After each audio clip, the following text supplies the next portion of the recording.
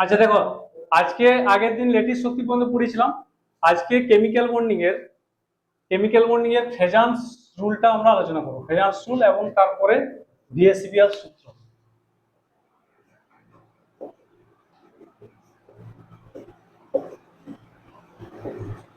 আজকেটা পড়বো, সেটা হচ্ছে ফেজান্স রুল, খুব ইম্পর্টেন্ট। এখান থেকে একটা কোশ্চেন পরীক্ষায় আসে, ফেজান্স রুল থেকে একটা কোশ্চেন পরীক্ষায় আসে। ফেজান্স রুলটা কি জিনিস?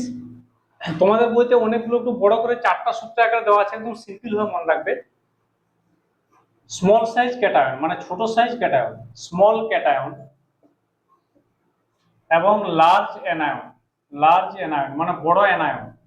স্মল মানে ছোট ক্যাটায়ন, ক্যাটায়ন সাইজ ছোট, এবং অ্যানায়নের সাইজ যদি বড় হয় তাহলে তারা বেশি সময়োজী হবে। স্মল ক্যাটায়ন এবং large anion greater covalent character তৈরি করবে। গ্রেটার কোভ্যালেন্ট মানে বলে দিচ্ছি, ক্যাটায়নের আকার যদি ছোট হয় এবং অ্যানায়নের আকার যদি বড় হয় তাহলে যৌগটা বেশি করে সমযোজী হবে। সমযোজী হবে ব্যাপারটা কি জিনিস? আমরা তো আগে পড়েছি সমযোজী তরিযোজী আলাদা হয়, তাহলে একটা জিনিস সমযোজী হবে বেশি, কম সমযোজী জিনিসটা কেমন না? ফেজান্স বলেছিল যে তরিজীয় যৌগের মধ্যে সামান্য পরিমাণ সমযোজী ধর্মের সৃষ্টি হয়। কি করে হয়? যখন NaCl, ধরো Na+, আমরা আগের দিন পড়েছি যে যখন ক্যাটায়ন আর অ্যানায়ন পরস্পর তড়িতাকর্ষণের সাহায্যে যুক্ত হয়ে যখন একটা তরিজীয় যৌগ তৈরি করে NaCl, তখন কি হয়? এদের মধ্যে তড়িতাকর্ষণ বল ক্রিয়াশীল হয়। এদের মধ্যে যখন তড়িতাকর্ষণ বল ক্রিয়াশীল হয় তখন তার মধ্যে পোলারাইজেশন ঘটে, মানে ধ্রুবায়ন ঘটে। ধরো এরকম একটা ক্যাটায়ন আর এখানে একটা অ্যানায়ন আছে, অ্যানায়নের চার্জ আছে, এখানে ক্যাটায়নের চার্জ অনেকগুলো থাকতে পারে। এরা যখন পাশাপাশি আসছে তখন এদের যে মিশ্রণ পয়েন্ট একবার যেখানে মিলিত হচ্ছে সেই জায়গাটাতে পজিটিভ আর নেগেটিভ পরস্পরকে নিউট্রাল করবে কি করবে না বলো? করে দেবে। তাহলে ধরো এইখানে যে পজিটিভ ছিল আর এইখানে যে নেগেটিভ ছিল এরা পরস্পর নিউট্রাল হয়ে গেল, তাহলে চার্জ গুলো পড়ে রইলো এই পেছনের দিকে, এটাও নিউট্রাল হয়ে গেল। তাহলে তাদের সংযোগ পয়েন্টে, একটা ক্যাটায়ন এবং একটা অ্যানায়নের সংযোগ পয়েন্টে কি হয়? চার্জগুলো ডিমিনিশড হয়ে যায়, মানে চার্জগুলো নিউট্রাল হয়ে যায়, পজিটিভ নেগেটিভকে নিউট্রাল করে দেবে। তাহলে নিউট্রাল যখন হয়ে যাবে তখন সেখানে চার্জ বলে কিছু থাকবে? ওই পয়েন্টে, পার্টিকুলার ওই পয়েন্টে থাকবে? থাকবে না। তাহলে এখানে কি হচ্ছে? এখানে ইলেকট্রনের অস্তিত্ব খুঁজে পাওয়া যায়, মানে একটা বন্ড ফর্মেশন হবে, একটা দুর্বল বন্ধন তৈরি হবে, যেটাকে বলছি আমরা খানিকটা সমযোজী বন্ধন তৈরি হচ্ছে। এই জন্যই ফেজান্স বললো যে কোনো যৌগ তরিযোজী হলেও তাদের কোনো একটা পয়েন্টে, কোনো একটা সংযোগ বিন্দুতে সামান্য পরিমাণ হলেও সমযোজী ধর্মের তৈরি হয়। অর্থাৎ এই জিনিসটাকে বলা হচ্ছে পোলারাইজেশন। এটা হচ্ছে পোলারাইজেশন ঘটে, বা এটা নিউট্রালাইজেশন বলছে, নিউট্রালাইজেশন ধ্রুবায়ন ঘটছে। ঠিক আছে, মানে প্রশমন ঘটছে, চার্জ প্রশমন ঘটছে। তাহলে এই পয়েন্টে ক্যাটায়ন এবং অ্যানায়নের চার্জটা প্রশমিত হয়ে যাচ্ছে, এটাকে বলেছে পোলারাইজেশন বা ধ্রুবায়ন। এবং এর ফলে একটা তরিজীয় যৌগের মধ্যেও সামান্য পরিমাণ সমযোজী ধর্ম তৈরি হয়েছে। তো কতটা সমযোজী ধর্ম তৈরি হয়েছে সেটাই ফেজান্স সূত্রের আকারে বলে দিয়েছে। বলছে যে ক্যাটায়নের সাইজ যদি ছোট হয় এবং অ্যানায়নের সাইজ যদি বড় হয় তাহলে সেই তরিজীয় যৌগটার মধ্যে বেশি বেশি সমযোজী ধর্ম তৈরি হয়। বুঝা গেছে? আর যদি উল্টোটা হয়, উল্টোটা কি বলেছি এটা তাহলে আমি মুছে দিচ্ছি। যদি উল্টো হয় তাহলে কি হবে? যদি বড় ক্যাটায়ন হয় এবং ছোট অ্যানায়ন হয় তাহলে কি হবে? কম সমযোজী হবে, অর্থাৎ পোলারাইজেশন কম হবে, পোলারাইজেশন বা ধ্রুবায়ন কম হবে, বা চার্জ প্রশমন যেটা বলতে পারো, চার্জ প্রশমন কম হবে। যদি ক্যাটায়নের আকারটা বড় হয়ে যায়, মানে যদি এরকম হয়, তখন দেখেছিলাম এটা যদি এরকম হয়, এটা যদি এরকম, ঠিক আছে, তাহলে কি হবে, এখানে সময় ধর্মটা কম তৈরি হবে। আর এটা কি, এটা যখন ক্যাটায়নটা ছোট হবে আর এনায়নটা বড় হবে, হ্যাঁ তখন সময়টা বেশি হবে। এটার সময় হবে বেশি, এটার সময় হবে কম। ঠিক আছে, তারও আমি কারণ বলে দিচ্ছি কেন এরকম হচ্ছে। কারণ ধরো ক্যাটায়নটা যখন ছোট, তাহলে ছোট সাইজের মধ্যে অনেকগুলো ক্যাটায়ন মানে হাই চার্জ ডেনসিটি, বুঝতে পারছো, সে কত তীব্র তড়িৎ ধনাত্মক থাকবে। আর এনায়নের সাইজ যদি বড় হয়, তাহলে কিছু এনায়ন গুলো তো ইলেকট্রন, এনায়ন মানে তো ইলেকট্রন, সে তো ছড়ানো ছিটানো, তাহলে এনায়নটা যত বড় হবে সে তত সহজে এখানকে আসতে পারবে। কিন্তু যদি উল্টো হয়, এখানে এনায়ন ছোট মানে এনায়নটা ছোট মানে ইলেকট্রন গুলো এক জায়গায় আছে, তাহলে আসতে কষ্ট হবে। আর ক্যাটায়নটা যদি অনেক বড় হয়, তাহলে এই ছোট সাইজের তোমার ইলেকট্রন গুলো বা ছোট জায়গার ইলেকট্রন গুলো এই বড় ক্যাটায়নের মধ্যে এসে তাকে ধ্রুবায়ন করতে সহজে পারবে বা নিউট্রাল করতে পারবে না। তার জন্য এখানে সমযোজী ধর্ম বেশি হবে, এখানে সমযোজী ধর্ম কম হবে। এই দুটো সূত্রে সিম্পল ভাবে হেজার সূত্রকে প্রকাশ করে। তোমাদের বইতে 4টা সূত্রাকার দেওয়া আছে, মূল জিনিসটা আমি বললাম, এই দুটো মনে রাখলেই হবে। স্মল ক্যাটায়ন, ছোট ক্যাটায়ন, আর লার্জ এনায়ন মানে বড় এনায়ন বেশি সমযোজী, আর উল্টোটা হলে কম সমযোজী। এইবারে এটা তো সূত্র, তোমাদের পরীক্ষায় আসবে না ফেজান সূত্রটা লেখাবো, পরীক্ষা আসবে প্রয়োগ। আমি আগেই বলেছি সায়েন্স মানে প্রয়োগ, তাহলে অ্যাপ্লিকেশন আসবে। ফেজান সূত্রকে আমরা কোথায় প্রয়োগ করব, এবারে চলে আসি ফেজান সূত্রের প্রয়োগ, অ্যাপ্লিকেশন ও ফেজান সূত্র। মুছে দেবো, হ্যাঁ সূত্রটা বোঝা গেছে, মুছে দেবো। এইবারে দেখো ফেজান সূত্রে অ্যাপ্লিকেশন, অ্যাপ্লিকেশন অফ ফেজান সূত্র। ফেজান সূত্রের প্রয়োগ আমরা কি করে করব। 1 নম্বর খুব ইম্পর্টেন্ট প্রয়োগ হচ্ছে কার্বনেট লবণের স্থায়িত্ব। এটা পরীক্ষায় খুব আসে, কার্বনেট লবণের স্থায়িত্ব, এটাকে বলা হচ্ছে তাপীয় স্থায়িত্ব বলতে পারি, থার্মাল স্টেবিলিটি অর্ডার। ধাতব কার্বনেট লবণের, ধাতব কার্বনেট লবণের,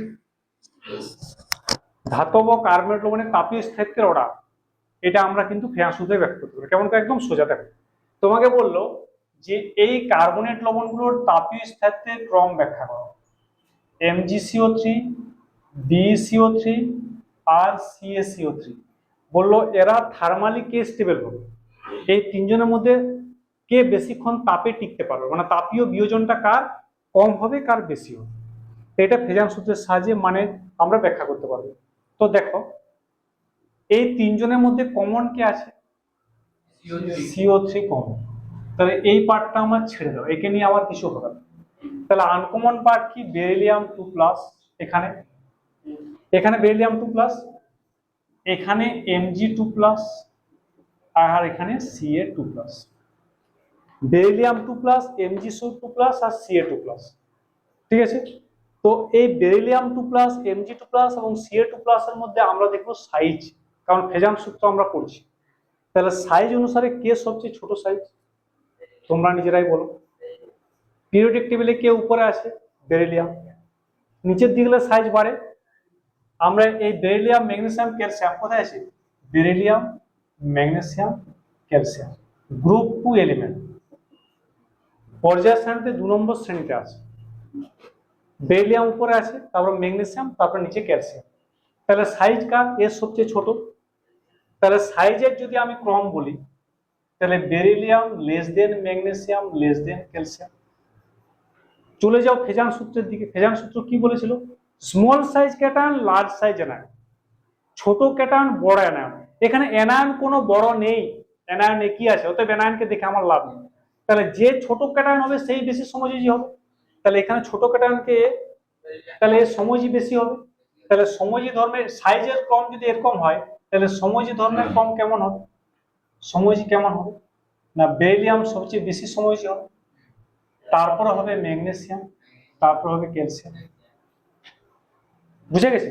এইবারে চলে যাও মাধ্যমিকের আইডিয়াতে। মাধ্যমিকে আমরা কি পড়েছিলাম, যে তড়িৎগুলো গণনাঙ্ক স্ফুটনাঙ্ক বেশি হয় আর সমযোজীগুলো গণনাঙ্ক স্ফুটনাঙ্ক কম হয়। তাহলে এখানে বেশি সমযোজীকে, তাহলে এর গণনাঙ্ক স্ফুটনাঙ্ক কম হবে না বেশি হবে, কম হবে। তাহলে গণনাঙ্ক স্ফুটনাঙ্ক কার সবচেয়ে বেশি হবে, ক্যালসিয়াম হবে। তাহলে থার্মাল স্টেবিলিটি অর্ডার কার বেশি হবে, এর বেশি হবে। সিম্পল নয়, একদম সিম্পল, কিচ্ছু নেই। তাহলে এখানে যদি আমরা বলি সময় ধর্ম কম যদি এরকম হয়, তাহলে থার্মাল স্টেবিলিটি কম কম হবে, থার্মাল স্টেবিলিটি মানে তাপীয় স্থায়িত্ব, তাপস্থায়িত্বের ক্রম কেমন হবে? CaCO3 greater than MgCO3 greater than BeCO3। এটাই তো পরীক্ষা এসেছে। তাহলে তাপস্থায়িত্বের সবচেয়ে বেশি কি হবে এর? কারণ ওর সময় ধর্ম কম মানে তোর যদি বেশি, সময় যে কম মানে কি তোর যদি বেশি, তাহলে এর তাপস্থায়িত্ব বেশি হবে, তারপরে এর হবে, তারপরে এর হবে। তাহলে কোশ্চেনটা এটা বহুবার পরীক্ষা এসেছে যে এই তিনটা লবণের তাপস্থায়িত্বের সঠিক ক্রম কোনটা, এগুলোকে তোমাকে আগে পরে করে দিয়ে দেবে। তাহলে তোমার যদি মূল ধারণা জানা থাকে যে আমার সময় যে বেশি হবে তার তাপস্থায়িত্ব কম হবে, তাহলে তোমাকে আর কোনো প্রশ্ন এখানে জানার দরকার নেই। তাহলে তোমাকে এটা না দিয়ে যত ঘোরা কোশ্চেন তুমি পারবে কি পারবে না? যদি ফেজান সূত্রের এই জিনিসটা মূল জিনিসটা জানা থাকে, তাহলে তোমার কোশ্চেন যতই ঘুরিয়ে আসুক, এখানে চেঞ্জ করে বেরিলিয়াম জায়গায় লিথিয়াম দিয়ে দিল, সোডিয়াম দিয়ে দিল, ম্যাগনেসিয়াম, তোমাকে যা খুশি দিতে পারে পর্যায়ে তুমি সব পারবে যদি তোমার মূল জিনিসটা জানা থাকে। ঠিক আছে, তার জন্য বেসিক জিনিস যদি ক্লিয়ার থাকে এমসিকিউ কোশ্চেনের কোনো ভয় নেই, সব এমসিকিউ কোশ্চেন পারবে। কিন্তু ব্যাপারটা বুঝতে হবে, আর না বুঝে করলে তুমি 100টা এমসিকিউ প্র্যাকটিস করে যাও তাও তুমি ভুল করবে, একদম শিওর। ঠিক আছে, তার জন্য এই হচ্ছে তোমার ফেজান সূত্রের একটা অ্যাপ্লিকেশন। এটা পরীক্ষার কোশ্চেন এসেছে। আসতে পারে এদের ক্রমটা কেমন এটা আসতে পারে, বা কোনটা তাপস্থায়িত্ব বেশি, ABC অপশন দিয়ে দিবে। তাহলে কোনটা বেশি, এর সঙ্গে আরেকটা জুড়ে দিতে পারো তোমার, নিচে আর একটা কি দিতে হবে, চারটা তোমার থাকে তো ABCD, তাহলে ক্যালসিয়ামের নিচে কি আছে, স্ট্রনসিয়াম দিয়ে দিবে, বেরিলিয়াম, ম্যাগনেসিয়াম, ক্যালসিয়াম, স্ট্রনসিয়াম দিয়ে দিবে, SrCO3 দিয়ে দিবে, চারটা জুড়ে দেবে। এই হচ্ছে, বুঝে গেছে? এই হলো ফেজান সূত্র। হচ্ছে তো না হয়নি, চলছে, টাইমটা উঠে নিয়ে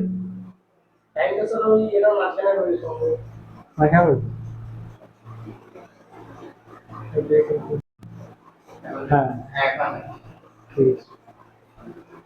আচ্ছা কালার দেখো, হ্যাঁ ফেজান সূত্রের দ্বিতীয় অ্যাপ্লিকেশন হচ্ছে বিভিন্ন বর্ণের লবণের ব্যাখ্যা দিতে পারবে। যেমন ধরো একই মোলের একই ধাতুর বিভিন্ন লবণ, যেমন ধরো তোমাকে বললো এটা কোশ্চেনটা আসে HgCl2 সাদা, HgCl2 বর্ণটা হচ্ছে সাদা, কিন্তু HgI2 বর্ণ লাল কেন? এটা বর্ণটা লাল মানে এটা হালকা কালার কিন্তু এটা ডিপ কালার থাকে, এটাও ফেজান সূত্রের ব্যাখ্যা দিতে পারবে।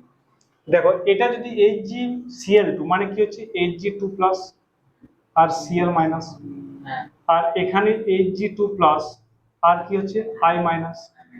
দেখো এখানে এটা কমন, আগেরটাতে আমাদের কি কমন ছিল, অ্যানায়ন কমন ছিল, এখানে ক্যাটায়নটা কমন আছে।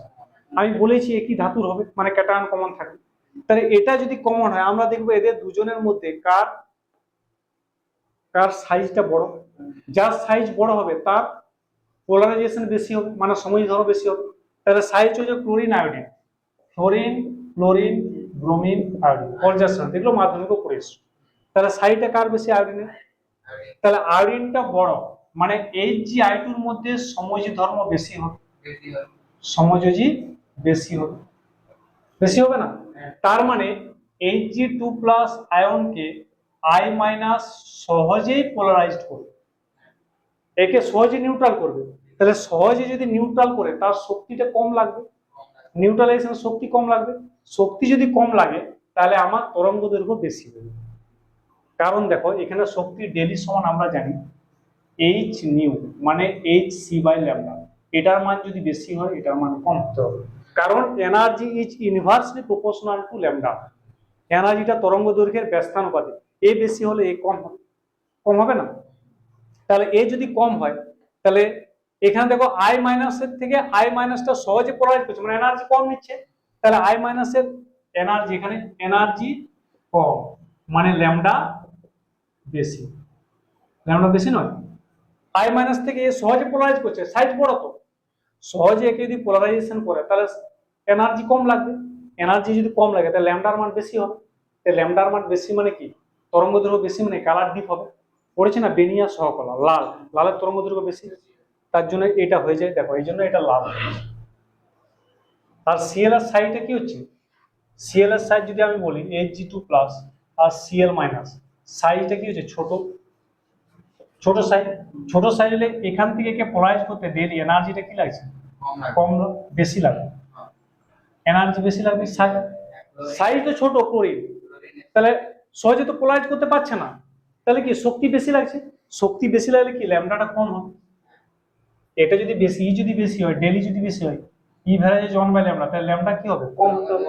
তাহলে ল্যামডা যদি কম হয় তাহলে তরঙ্গ দৈর্ঘ্যটা কি হবে? উপরের দিকে থাকবে। তার মানে কি কালারটা হালকা হবে। তার জন্য HgCl2 সাদা, কিন্তু HgI2 লাল। বুঝা গেছে? এটা একটা গুরুত্বপূর্ণ অ্যাপ্লিকেশন। বুঝা গেছে? এটা ফেরান সূত্রের অ্যাপ্লিকেশন তো পড়বে, এটাও পরীক্ষা আসে। এখানে যোগের অস্তিত্বে একটা খুব কোশ্চেন আছে, যেমন ধরো বললো যে PbCl4 এক্সিস্ট, এটা পাওয়া যায়, কিন্তু PbI4 হয় না। PbCl4 লবণটা হয়, আবার PbCl2 হয়, কিন্তু PbI4 হয় না, কিন্তু PbI2 হয়। এটা কিন্তু হয়। মানে কোন লবণ যদি লেডের লবণ যদি আমরা দেখি, তাহলে লেড টেট্রাক্লোরাইড এবং লেড ডাইক্লোরাইড দুটোই এক্সিস্ট করে, মানে দুটোই সম্ভব। কিন্তু যদি আয়োডিন চলে যায় তাহলে আয়োডিনে PbI4টা হয় না, কিন্তু PbI2 হয়। হ্যাঁ, কেন হয় দেখো। তাহলে এখানে দেখো কমন কি Pb2+, ঠিক আছে, এর সঙ্গে কে আছে? Cl-, আর এর সঙ্গে আসবে I-। এবার বলো তো Pb যদি I4 যখন হবে, তখন আয়োডিনটা হচ্ছে অ্যানায়নটাকে আয়োডিন, Pb4+ হবে আর I- আসবে। যখন PbI4 হবে তখন Pb4+ হবে আর I- আসবে। এবারে যখন দেখো 4+ মানে অতি ছোট, 4+ মানে বুঝতে পারছো না, যত চাইটা বাড়ে ছোট হয়ে যায় না।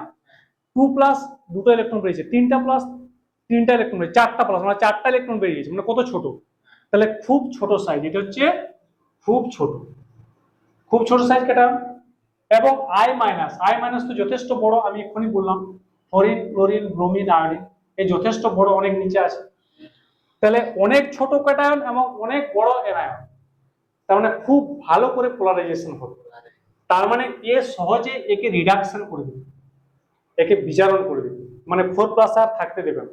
তার জন্য এ হয়ে যাবে PbI2 মানে I- সহজে একে বিজারিত করে দেবে, মানে এত চার্জ ডেনসিটি, এত চার্জের ঘনত্ব, সহজে I- ইলেকট্রন গিয়ে একে রিডিউস করে দেবে। Pb4+ আকার থাকতেই দেবে না, সঙ্গে সঙ্গে যৌগ গঠন হওয়ার আগে, আয়োডিনে ইলেকট্রন গিয়ে একে রিডিউস করে দেবে Pb2+ নিয়ে।